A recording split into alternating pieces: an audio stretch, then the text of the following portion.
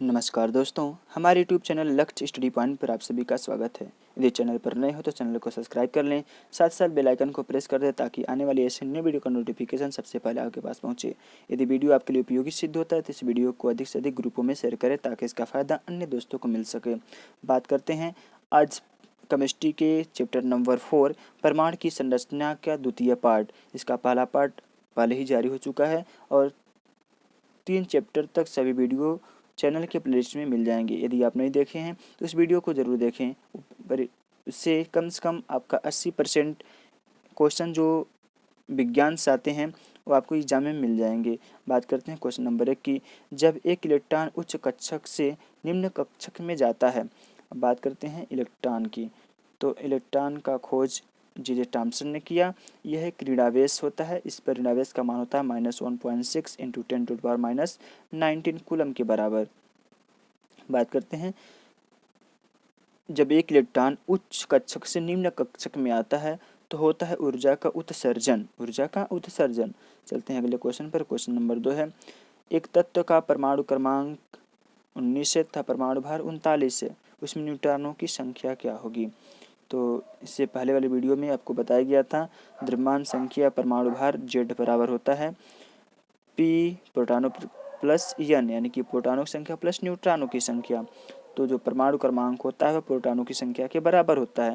तो यहाँ पर आपको दिया गया है परमाणु भार और परमाणु क्रमांक, तो निकालना है न्यूट्रॉनों की संख्या। तो न्यूट्रॉनों की संख्या निकल जाएगी आपकी 39 - 19। तो 9 में 9 0 यानी कि 20। इसका आंसर होगा 20। ऑप्शन नंबर 20 का सही जवाब होगा। चलते हैं अगले क्वेश्चन पर। क्वेश्चन नंबर 3 है। एक तत्व का परमाणु एक तत्व का परमाणु द्रव्यमान 19 तथा परमाणु क्रमांक 9 है। इस आयन का प्रदर्शित किया जा सकता है। इसका आयन प्रदर्शित किया जा सकता है। तो पहले दिया है परमाणु द्रव्यमान 19 और परमाणु क्रमांक दिया है 9। तो पहले निकाल लेते हैं हम न्यूट्रॉनों की संख्या कितना होता है। तो न्यूट्रॉनों की संख्या मिल जाएगी आपका परमाणु द्रव्यमान माइनस परमाणु क्रमांक यानी कि प्रोटॉनों की संख्या। तो 19 - 9 यानी कि 10। अब हमें देखना है 10 न्यूट्रॉन। तो इसमें 9 तो परमाणु क्रमांक है। अब 10 में से हम 9 घटाएं तो हमको मिलेगा -9 में से 1, यानी इसका सही जवाब हो जाएगा ऑप्शन नंबर सी, M- से हम इसको दर्शाएंगे। बात करते हैं अगले क्वेश्चन की। क्वेश्चन नंबर 4 है। कॉपर का इलेक्ट्रॉनिक विन्यास है। ये मोस्ट इंपॉर्टेंट क्वेश्चन है। आपको इसमें इस टाइप के प्रश्न देखने को एग्जाम में ज़रूर मिलेंगे। कॉपर का इलेक्ट्रॉनिक विन्यास है। तो किसी कक्षा में इलेक्ट्रॉन को भरने के लिए नियम होता है 2n² का, यानी कि प्रथम कक्षा में आते हैं 2, द्वितीय में आते हैं 8 और तृतीय में 18, चौथे में आते हैं 32 इलेक्ट्रॉन। तो इस हिसाब से आप इसमें ढूंढते रह जाएंगे कौन इसका सही जवाब होगा। ये है अपवाद होता है, कार्बन होता है, ये कापर होता है अपवाद आवर्त सारणी में। इसके 72 कोष में 1 इलेक्ट्रॉन होते हैं।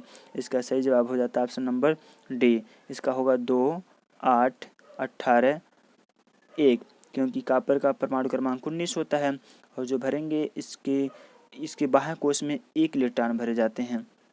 यह अपवाद है। बात करते हैं अगले क्वेश्चन की। तो आता है क्रोमियम के इलेक्ट्रॉनिक विन्यास है। तो क्रोमियम का परमाणु क्रमांक 24 हो जाता है 24। ये भी एक आवर्त सारणी का अपवाद है। इसके बाह्य कोष में 1 इलेक्ट्रॉन आते हैं। तो इसका सही जवाब है ऑप्शन नंबर बी। 2, 8, 13, 1। चलते हैं अगले क्वेश्चन पर। क्वेश्चन नंबर 6 है। परमाणु की प्रथम कक्षा में अधिकतम इलेक्ट्रॉन हो सकते हैं। तो बोरबरी के नियमानुसार किसी कक्षक में इलेक्ट्रॉन भरने की सूत्र होती है 2n² की। यदि हमें पूछा गया प्रथम कोष में तो 2 × प्रथम में, यानी कि पहला कक्षक इन पावर 2, तो बन जाएगा आपका 2। तो इसका सही जवाब है ऑप्शन नंबर सी। परमाणु की प्रथम कक्षा में अधिकतम इलेक्ट्रॉन हो सकते हैं 2। बात करते हैं अगले ऑप्शन क्वेश्चन की 7। परमाणु का समस्त भार केंद्रित होता है। तो परमाणु का समस्त भार होता है जो उसके नाभिक पर केंद्रित होता है। बात कर लेते हैं नाभिक।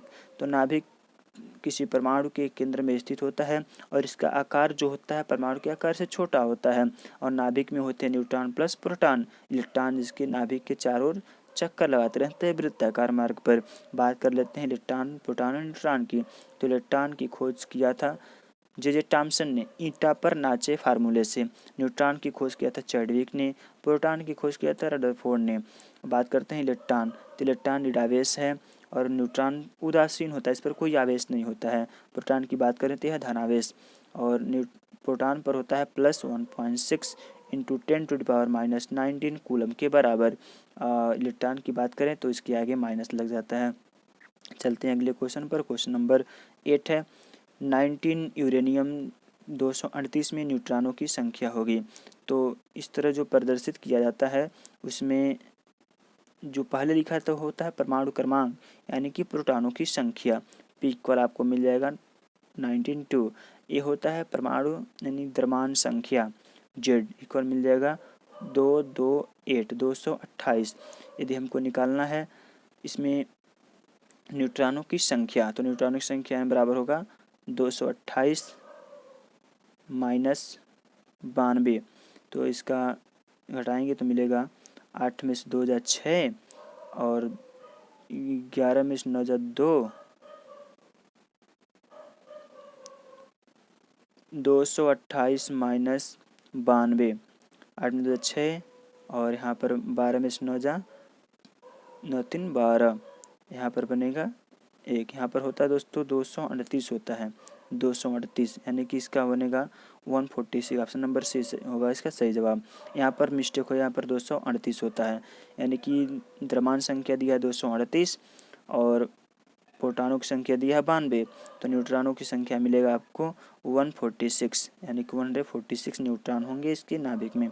बात करते हैं अगले क्वेश्चन की। क्वेश्चन नंबर 9 है कार्बन में इलेक्ट्रॉनों की संख्या होती है। कार्बन डाइऑक्साइड में इलेक्ट्रॉनों की संख्या, कार्बन डाइऑक्साइड में तो लिखेंगे पहले कार्बन डाइऑक्साइड इस तरह। अब कार्बन का परमाणु क्रमांक होता है 6, तो 6 इलेक्ट्रॉन होंगे। परमाणु क्रमांक के बराबर इलेक्ट्रॉनों की संख्या होती है प्लस।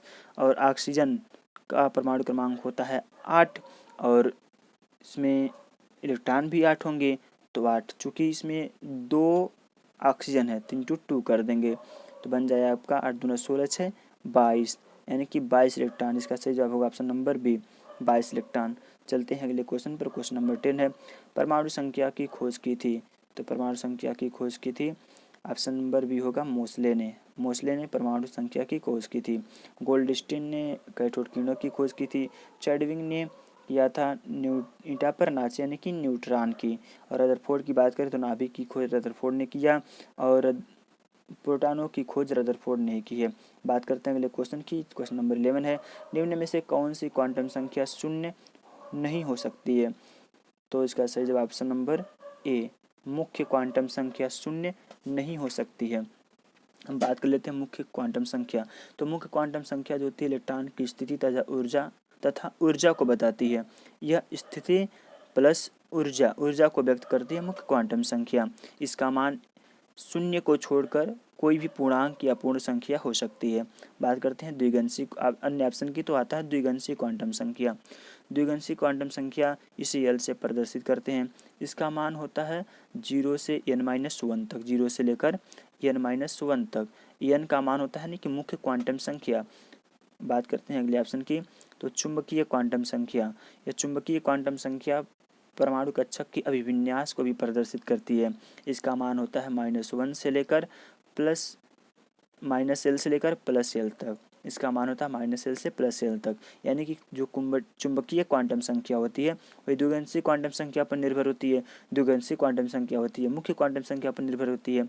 बात करते हैं अन्य ऑप्शन यानी कि डी चक्रण क्वांटम संख्या।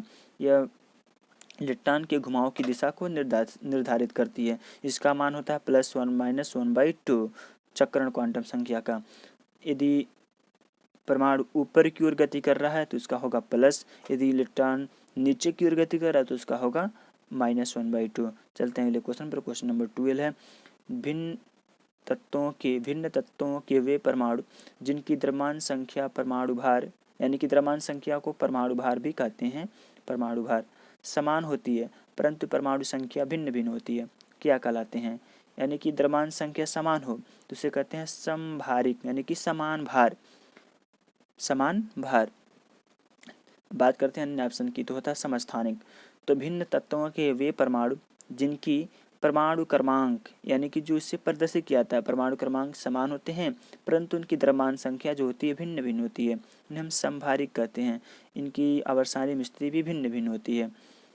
बात करते हैं अगले क्वेश्चन की। क्वेश्चन नंबर 13 है, परमाणु की त्रिज्या होती है। तो परमाणु की त्रिज्या होती है, इसका सही जवाब होगा, आपको ढूंढना होगा। तो इसका सही जवाब option number B 0.37 into 10⁻⁻10 metre के बराबर होती है। यदि पूछ लिया जाए परमाणु की त्रिज्या का कोटिमान होगा तो कोटिमान इसका होगा -10 कोटिमान होगा इसका। चलते हैं अगले क्वेश्चन पर। क्वेश्चन नंबर 14 है, न्यूट्रॉन अनुपस्थित होता है। बताना आपको न्यूट्रॉन किसमें अनुपस्थित होता है यानी कि उपस्थित नहीं होता है। बात करते हैं ऑक्सीजन। तो ऑक्सीजन को हम दर्शाते हैं 8-16 से। इसका परमाणु क्रमांक 8 होता है और द्रव्यमान संख्या 16 होती है। यानी न्यूट्रॉन निकालेंगे हम तो 16 में 60 जा 8 बचेगा, यानी कि इसमें न्यूट्रॉन है तो इसका ये ऑक्सीजन होगा नहीं। नाइट्रोजन की बात करें, नाइट्रोजन का परमाणु क्रमांक 7 होता है और इसका परमाणु भार होता है 14, इसमें भी 7 न्यूट्रॉन बचेंगे, ये भी नहीं होगा। कोलिन की बात करें तो कोलिन का परमाणु क्रमांक 17 होता है और इसका होता है परमाणु भार 35, तो 15 में 7 जा 8 यानी कि 18, इसमें भी न्यूट्रॉनों की संख्या है। तो इसका सही जवाब होगा ऑप्शन नंबर डी हाइड्रोजन, क्योंकि हाइड्रोजन का परमाणु क्रमांक 1 होता है और इसका परमाणु भार भी होता है 1, यानी कि इसमें 1 प्रोटॉन होते हैं और 1 इलेक्ट्रॉन होते हैं। न्यूट्रॉनों की संख्या इसमें होती है 0 होती है न्यूट्रॉनों की संख्या। चलते हैं अगले क्वेश्चन पर। 15 है, निम्न में से समस्थानिक हैं। समस्थानिक वे किन्हें कहते हैं तो बात जान लेते पहले। समस्थानिक तो विभिन्न तत्वों के वे परमाणु जिनके परमाणु क्रमांक समान होते हैं परंतु द्रव्यमान संख्या भिन्न भिन्न होती है, उन्हें हम समस्थानिक कहते हैं। तो समस्थानिक में परमाणु संख्या यानी कि परमाणु क्रमांक समान होना चाहिए। तो ऑप्शन ए दिया है 1 हाइड्रोजन 3, 2 हीलियम 3, बी दिया है 6 कार्बन 14 और सी दिया है 18 आर्गन 40, 20 कैल्शियम 40 और डी ऑप्शन दिया है 1 हाइड्रोजन 1, 1 हाइड्रोजन 2, 1 हाइड्रोजन 3। तो इसका सही जवाब option number D, option number D. इसका परमाणु क्रमांक तीनों समान है लेकिन द्रव्यमान संख्या भिन्न भिन्न है। अब बात कर लेते हैं, इसमें 1H1 को कहते हैं प्रोटियम, 1H2 को कहते हैं ड्यूटेरियम, 1H3 को कहते हैं ट्राइटियम। अब बात कर लेते हैं अन्य ऑप्शन की, तो ये बन जाता है 1H3 और 2H3 बन जाते हैं समभारिक, क्योंकि इनका परमाणु भार समान है और परमाणु क्रमांक भिन्न भिन्न है। ऐसे ही ए भी बन जाते हैं, सी कार्बन 14 और 7 नाइट्रोजन 14, परमाणु भार इनका समान है लेकिन परमाणु क्रमांक भिन्न भिन्न है। और ऐसे ही ए भी बन जाते हैं, यानी कि 18 आर्गन 40 और 20 कैल्शियम 40, इनका परमाणु भार समान है लेकिन परमाणु क्रमांक भिन्न भिन्न है। चलते हैं अगले क्वेश्चन पर। क्वेश्चन नंबर 16 है, प्रोटॉन पर धनावेश का मान इलेक्ट्रॉन की आवेश का होता है। तो इसका सही जवाब होगा ऑप्शन नंबर सी, समान होता है, क्योंकि प्रोटॉन और इलेक्ट्रॉन पर आवेश समान होते हैं परंतु विपरीत चिन्ह होते हैं। प्रोटॉन पर +1.6 इंटू 10⁻⁻19 कूलम होता है और इलेक्ट्रॉन पर होता है -1.6 इंटू 10⁻⁻19 कूलम के बराबर होता है। चलते हैं अगले क्वेश्चन पर। क्वेश्चन नंबर 17 है, निम्न में से समभारिक है। तो हम पहले जान लेते हैं समभारिक कहते किसे हैं। समभारिक तो भिन्न तत्वों के वे परमाणु जिनके द्रव्यमान संख्या समान होते हैं परंतु उनका परमाणु क्रमांक भिन्न भिन्न होता है, उन्हें हम कहते हैं समभारिक। तो जान लेते हैं समभारिक में कौन सा होगा। तो जिनके परमाणु क्रमांक भिन्न होंगी और द्रव्यमान संख्या समान होंगी। तो द्रव्यमान संख्या इसका समान दिखाई दे रहा है 14 और परमाणु क्रमांक भिन्न दिखाई दे रहा है, यानी कि सही जवाब होगा ऑप्शन नंबर सी। अब बात कर लेते हैं इसकी सी कार्बन 14। तो कार्बन 14 के द्वारा आयु निर्धारित की जाती है। किसी पुरानी वस्तु है उसका आयु निर्धारण करना है तो इसी के सहायता से ज्ञात किया जाता है। ये होता है कार्बन का अस्थायी निकाय होता है, कार्बन का अस्थायी होता है। बात करते हैं अन्य ऑप्शन की, तो दिया है 8 ऑक्सीजन 16, 8 ऑक्सीजन 17, 8 ऑक्सीजन 18, यानी कि इसका परमाणु क्रमांक समान है और द्रव्यमान संख्या भिन्न भिन्न है। तो ये हो जाएंगे समस्थानिक, ये भी हो जाएंगे समस्थानिक और ऑप्शन डी ये भी हो जाएंगे समस्थानिक, यानी कि इसका सही जवाब ऑप्शन नंबर सी ए है समभारिक। चलते हैं अगले क्वेश्चन पर। क्वेश्चन नंबर 18 है, परमाणु कक्षक की अभिविन्यास को प्रदर्शित करता है। तो इसका सही जवाब है ऑप्शन नंबर सी, चुंबकीय क्वांटम संख्या परमाणु कक्षक की अभिविन्यास को प्रदर्शित करता है, चुंबकीय क्वांटम संख्या। तो इसका सही जवाब ऑप्शन नंबर सी, इसका मान होता है ±L से लेकर +L तक इसका मान होता है। यानी कि चुंबकीय क्वांटम संख्या द्विगंशी क्वांटम संख्या पर निर्भर करती है। द्विगंशी क्वांटम संख्या का मान होता है 0 से लेकर n-1 तक, यानी कि द्विगंशी क्वांटम संख्या मुख्य क्वांटम संख्या पर निर्भर करती है। मुख्य क्वांटम संख्या En यानी कि एक नंबर होती है जो कभी शून्य नहीं होगी, इसका मान कोई भी पूर्णांक संख्या हो सकता है। और मुख्य क्वांटम संख्या की बात करें तो यह परमाणु कक्षक के यानी कि इलेक्ट्रॉन की स्थिति तथा ऊर्जा को व्यक्त करता है। और द्विगंशी क्वांटम संख्या होती है उनके आकार की निश्चित करता है, उपकक्षक के आकार को व्यक्त करता है। और चुंबकीय क्वांटम संख्या ये परमाणु कक्षक के अभिविन्यास को प्रदर्शित करता है और इस इलेक्ट्रॉन के चलने की दिशा को बताता है। चलते हैं अगले क्वेश्चन पर। क्वेश्चन नंबर 19 है, निम्न में से किस कक्षक की आकृति गोलाकार होती है। तो इसका सही जवाब है ऑप्शन नंबर ए, यस कक्षक की आकृति गोलाकार होती है। बात करते हैं यस कक्षक की, तो यस कक्षक में अधिकतम 2 इलेक्ट्रॉन रह सकते हैं आपबाउ के नियमानुसार। और पी कक्षक की आकृति होती है डम्बलाकार, यानी कि डम्बलाकार इस तरह से होता है, इसमें अधिकतम 6 इलेक्ट्रॉन रह सकते हैं। और डी कक्षक की बात करें तो इसका आकृति होती है द्विडम्बलाकार, इसमें अधिकतम 10 इलेक्ट्रॉन रह सकते हैं, 10 इलेक्ट्रॉन। चलते हैं अगले ऑप्शन पर। ऑप्शन नंबर डी है एफ कक्षक। तो एफ कक्षक की कोई आकृति नहीं होती है, इसमें अधिकतम 14 इलेक्ट्रॉन रह सकते हैं, 14 इलेक्ट्रॉन। चलते हैं अगले क्वेश्चन पर। क्वेश्चन नंबर 20 और इस परमाणु संरचना के पार्ट 2 का लास्ट क्वेश्चन है। आपबाउ के नियमानुसार इलेक्ट्रॉन कक्षक में प्रवेश करते हैं। तो आपबाउ के नियमानुसार जो इलेक्ट्रॉन होते हैं वो ऊर्जा के बढ़ते हुए क्रम में प्रवेश करते हैं, ऊर्जा के बढ़ते हुए क्रम में। जैसे दिया होता है इम्पोर्टेंट है आपके लिए, 1s is greater than 2s is greater than 2p is greater than 3s is greater than 3p, ऐसे करके आता है, यानी कि ऊर्जा के बढ़ते हुए क्रम में प्रवेश करते हैं।